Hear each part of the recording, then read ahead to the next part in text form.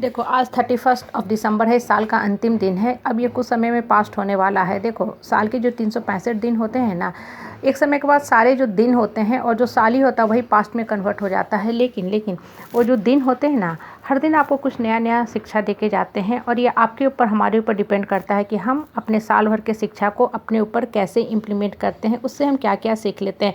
देखो जीवन में ना एक ही चीज़ कॉमन है, वो सबके लाइफ में दुख दर्द कष्ट कलेश संताप, क्योंकि हर इंसान अपने कर्म की मार जो है, अप एंड डाउन जो है, अपसेट जो है, वो देखता ही झेलता है। ये पर्सन टू पर्सन, आदमी टू आदमी पे वैरी करता है कि वो अपने जीवन के दुख दर्द को कैसे लेता है, किस ढंग से वो उस जीवन की परिस्थिति से शिक्षा लेने की कोशिश करता है।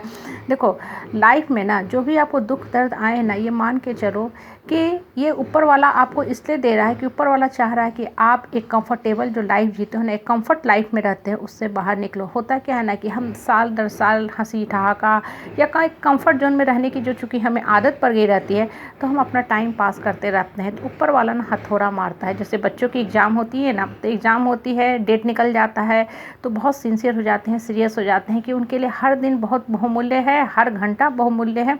सिर्फ और सिर्फ पढ़ाई पे फोकस करते हैं। अगर एग्ज़ाम ना हो तो बच्चा पूरा चैप्टर पढ़ता रहे, बुक भी पढ़ ले, बुक नई नई किताबें भी खरीद ले, लेकिन कभी भी उसका फोकस नहीं हो पाएगा कि वो उसको दिमाग में कंटेंट कर पाए। कहने का मतलब क्या होता है कि हमारे लाइफ में भी ना बहुत सारे दुख दर्द देखो आते हैं। वो इसलिए हमें ऊपर वाला देता है ना कि भविष्य के लिए हमें प्रिपेयर करता है कि आने वाला जो परीक्षा है ना, वो और अच्छा से आप लिख सको। और सबसे बड़ी बात, ऊपर वाला कष्ट दे के क्या करता है, हमें अपने आप से परिचित कराता है, हमारे अंतर्मन को स्ट्रॉन्ग करता है। अभी तक हम क्या कर रहे थे, लोगों के ऊपर डिपेंडेंट रहते थे। लोगों की जो इमेज होती है, जो छत्र छाया होती है, उसमें हमें जीने की आदत पड़ गई थी।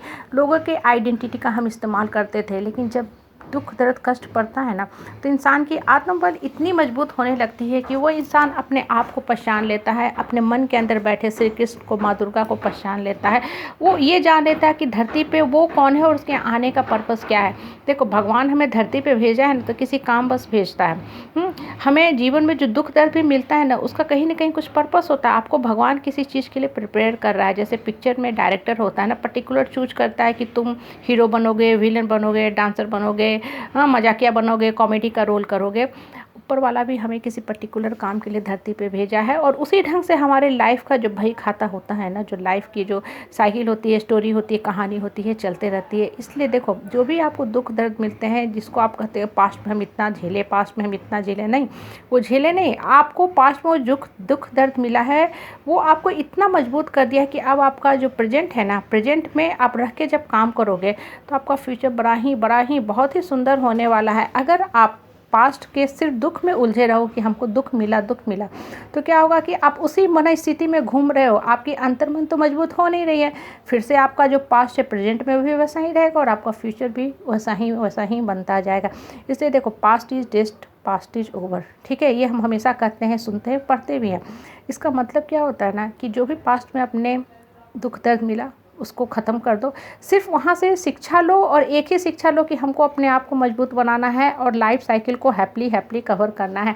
देखो हम सब एक सांसारिक इंसान है, रिश्ते की जो डोर होते हैं, बंधन होते हैं, उससे हम बंधे रहते हैं। और यहाँ होता क्या है कि एक अच्छा इंसान का हमेशा भावना, फीलिंग, इमोशन के साथ खिलवाड़ किया जाता है, तो उसका मन जो होता है हमेशा मन टूटता है। वो इंसान रोने लगता है, कभी आंसू निकलते हैं, कभी आत्मा रोती है।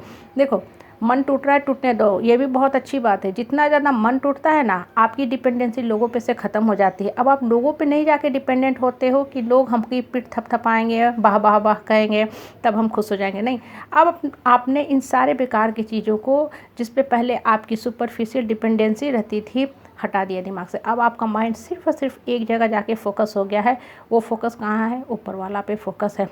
अब आपको अपने मन के अंदर जो श्री कृष्ण बैठे हैं, माँ दुर्गा बैठी हैं, उसकी आवाज़ सुनने की आदत पड़ गई। अब आप सिर्फ और सिर्फ अपने आप से बातें करते हो, मतलब श्री कृष्ण से बातें करते हो, वो आपको सबसे सही गाइडेंस देते हैं। और देखो जीवन में ना एक चीज़ हमेशा मान के चला करो कि जब आपका अंतर्मन मजबूत रहेगा ना, तो परिस्थिति भी यही है, परेशानी भी यही है, परिवार भी यही है, सब कुछ यही है। लेकिन अब आप इस सबसे परेशान बिल्कुल ही नहीं होगे। अब आप स्थिर रहोगे, स्टेबल रहोगे। और सबसे जो इम्पोर्टेंट बात है, जो मैं खुद ही फील करती हूँ, जो इंसान आपको दुख दर्द देता है ना, वही इंसान आपको पीस की भी शिक्षा देता है। क्यों? क्योंकि अब आप ये सोचने लगते हो कि इस इंसान से कैसे हम मुक्ति पाएँ, कैसे हम अपने लाइफ का हैप्पी डेस्टिनी कवर करें। इसलिए मन